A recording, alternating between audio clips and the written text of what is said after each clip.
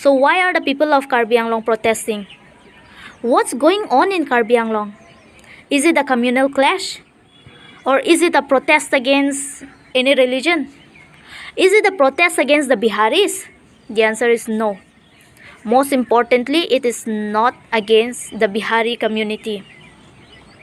It is not against any religion. It is not a communal clash at all.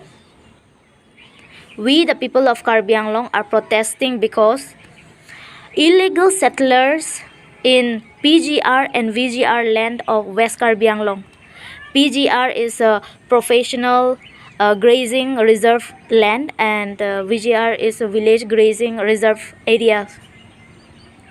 So in those areas, no one can own land rights, neither the Karbis nor the Biharis, or no other community can own any land rights in those reserve areas.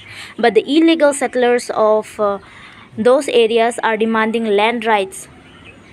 So on 15th of February, Karbi Students Association and other associations came up to oppose this demand of the illegal settlers after taking legal permission from the authorities. But after protesting on their way back home, they were attacked by a group of Bihari boys.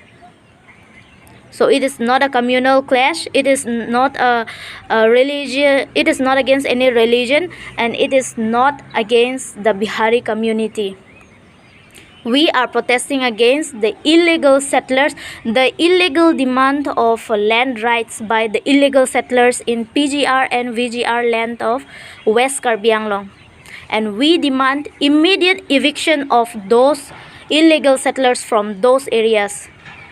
We demand immediate eviction.